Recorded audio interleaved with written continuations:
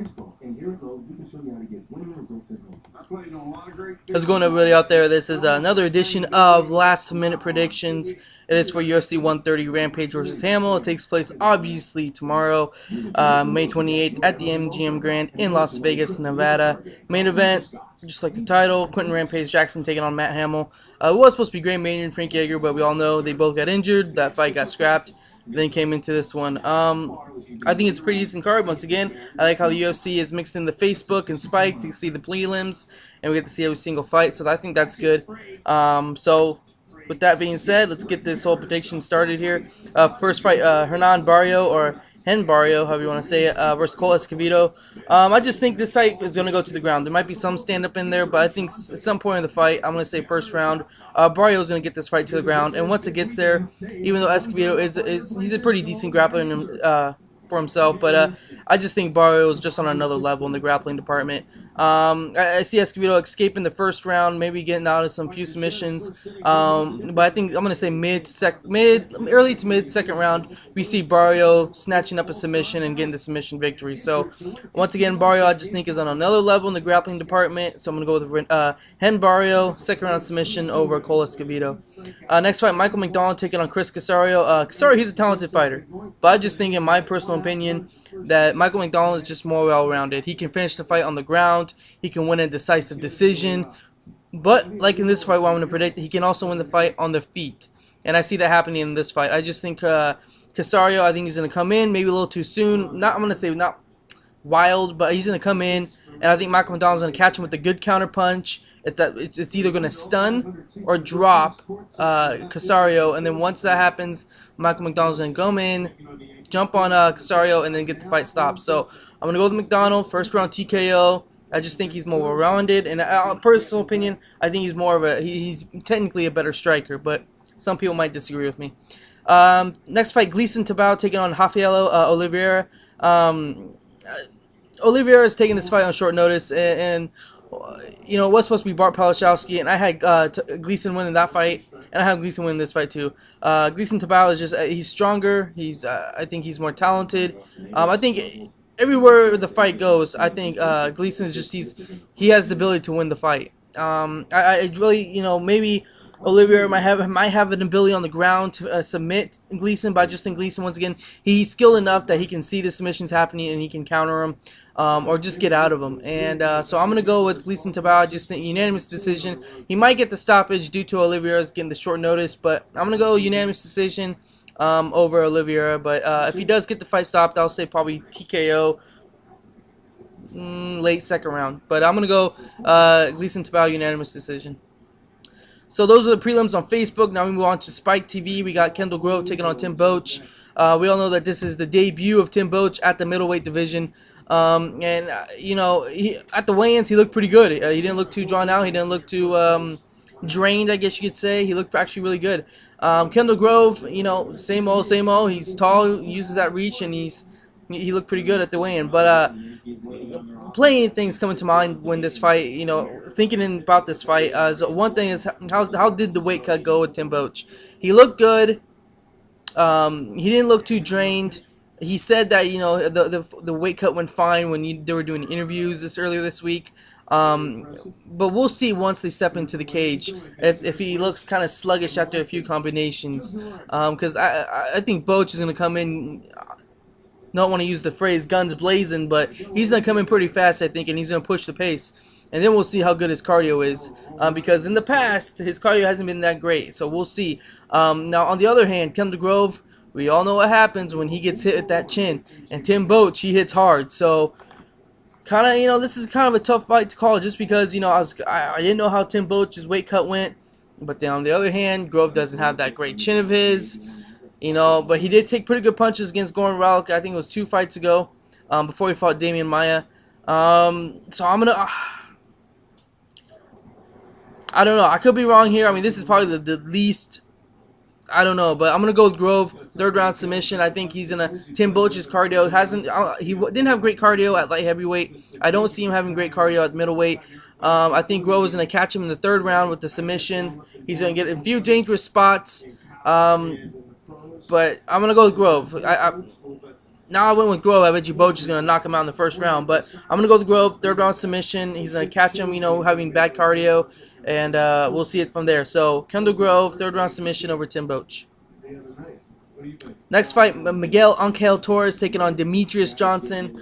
I was kind of surprised when I saw the stats on this fight. A lot of people are just picking Torres, and a lot of people are putting their excuse for was the fight with Antonio Benuelos, his last fight. Now that's all good. He looked great against Antonio Benuelos, but Antonio Benuelos and Demetrious Johnson are two different fighters.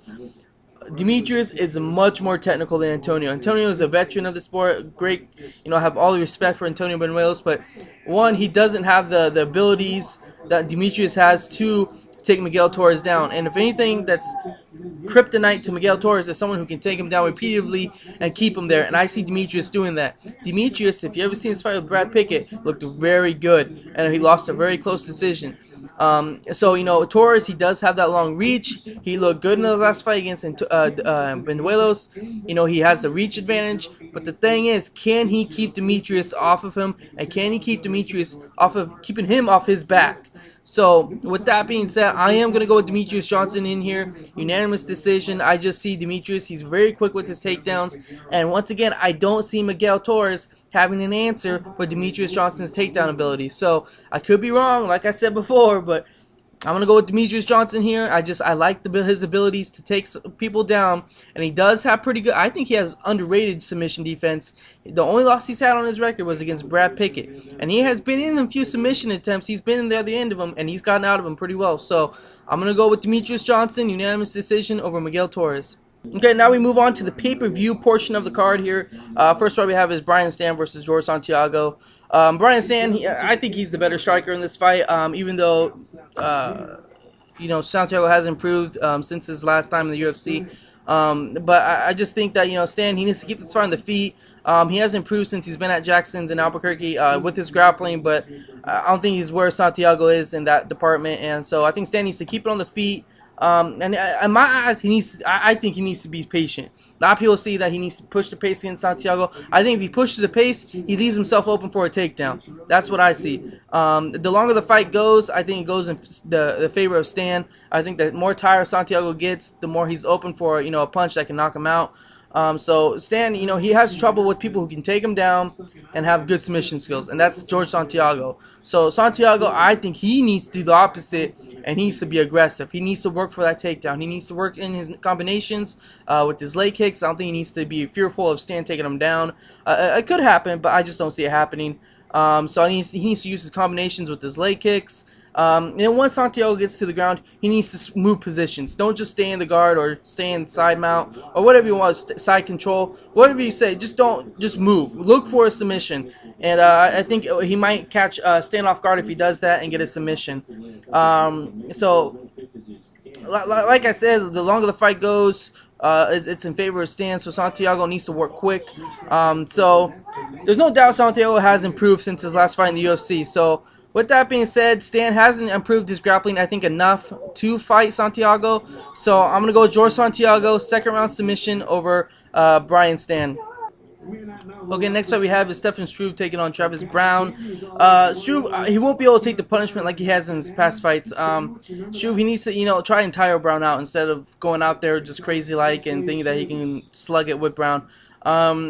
That's not really how Struve fights, and with that, I think it spells trouble for him. So I'm going to go with Browne. He needs to be aggressive. He needs to push the pace, back Stefan Struve up, push him up against the cage, I think, and just kind of like what Junior Dos Santos did and Roy Nelson did. So I see a similar outcome. So I'm going to go with Travis Browne here, first round TKO. I just think Stefan Struve just can't fight the style of just moving left to right, coming in and out. He just likes to go out there and slug it, and that's a bad recipe to fight Browne, and I think Browne's going to win it by first round knockout. Next fight, Thiago Alves taking on Rick Story. Alves always has trouble with wrestlers, besides the knockout against Matt Hughes. He'll need to keep this fight upright and land those leg kicks of him. I know that's kind of a recipe for a takedown is those leg kicks. But I kind of think Story he isn't the wrestlers that Alves has had trouble with. I guess you could say was John Fitch. Who's the other one? See, now it's escaping my head. I thought I wrote it down, but apparently I didn't. But he's not that. Rick Story isn't that high technical wrestler like the John Fitch, George St. Pierre, like that. So I kind of think if Story does get this fight to the ground, I think Alves has enough strength to get back up on his feet. So I know leg kicks open up for takedowns, but that's so key. I think in his game plan is to use those leg kicks, because I think if he beats up on those legs of Stories, then Story's gonna lose the power to take down, lose the power to throw the punches, the heavy hands. I just think the game plan he had against John Howard, I think, needs to be the same with this one, with Rick Story. Just use the leg kicks. I think that's very key in this fight. Use combinations and counter very well. Story, he has good stand-up, but I don't think as good as Alves. Alves is just, like I said in the fight with Barao and Escovedo, I think Alves is just on another level in the striking department against Story. Alves Muay Thai is one of the best, and with that, so I think Alves has improved his takedown defense enough, in my opinion, to keep this fight on the feet. And I think that's all Alves on the feet. So I'm going to go with Thiago Alves, unanimous decision. Story, if he gets this fight to the ground, then obviously Alves will have some trouble if he can't get back to his feet. But I have faith in Alves with his takedown defense. And if he does get taken down, then, then we'll see. But Alves, unanimous decision over Rick Story. Next fight with the co-main event, Frank Mir taking on Roy Nelson. Mir is obviously the bigger of the two, but I really don't see him finishing Nelson. Mir probably, I think, hits harder than Nelson also, but even though Roy Nelson does have that power, he does have power, Nelson does, as he knocked out Brandon Schwab. But striking, I think they're pretty even. I think, in the grappling, they're really even. So I think this overall fight is just who is going to excel the most. I mean, who's going to put their will on the other fighter, and the pace of the fight is very key, I think, in this fight. So Frank Mir, I have a suspicion that Frank Mir is just going to be moving better than Nelson. I think he's going to, he has a longer reach than Nelson. I think he's going to use that in this fight. Yeah, he's going to counter Roy Nelson. Nelson is a very hard fighter to get and to get into. He's a smart fighter, Nelson is. And I think Nelson needs to get into close with Frank Mir, kind of clinch up with him, fight the clinch game with Frank Mir, and try to get the fight to the ground. Because if he does get to the ground, Roy Nelson, I mean, even though I think it'd be a stalemate, in the judge's eyes, if you take your opponent down, you kind of, that's a plus. So Nelson needs to get the takedown. I see a decision here. I don't see either one getting a win, getting a finish. So this is a probably the toughest fight on the card to call, in my personal opinion. Both are skilled on the ground and on the feet. I just think Frank Mir, he's going to keep this fight on the feet. He's going to use the reach. He's going to move left to right. Move in. When he connects with some punches, he's going to use combinations. So I'm going to go with Frank Mir, unanimous decision over Roy Nelson. But Roy could win. You never know. Next fight, Quinton Rampage Jackson taking on Matt Hamill, the main event of the night. And I'm excited for this fight. A lot of people are questioning, Rampage's heart. This is kind of a fight that, Rampage should win. So, all the pressure's on Quinton Rampage Jackson. But people are kind of counting out Hamill. And Hamill is a very good wrestler. He has powerful takedowns. So that's very key, because Rampage has been known not to have the greatest takedown defense in the light heavyweight division. But what he does have is power in those hands. And that's what I'm going to count on in this fight. I think Jackson's going to need to keep this fight on the feet. He hits harder and faster than Matt Hamill, in my opinion. And, I think sometimes Hamill likes to prove a point, thinking that he can fight his opponent in his game and beat him in that game. And I think Hamill's going to try to stand up with Quinton Rampage Jackson. And I think Rampage is going to knock him out. So I think Hamill's going to get I think he's going to win the first round. I think he's going to take Quinton down, win the first round, and then he's kind of going to think, okay, I can take down Rampage anytime I want. I'm going to try to stand up with them. And that's when Rampage is going to get the knockout. So Jackson needs to keep this fight on the feet.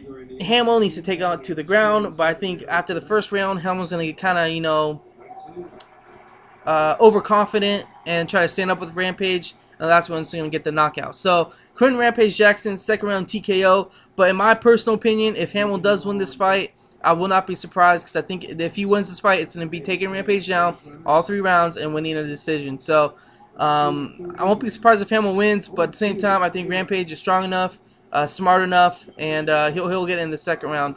So Rampage second round TKO over Matt Hamill, and there you go. There's my predictions. So whenever you watch this video, good morning, good afternoon, or good night. This is Senior Stover signing off with you, saying adios. I'm out of here.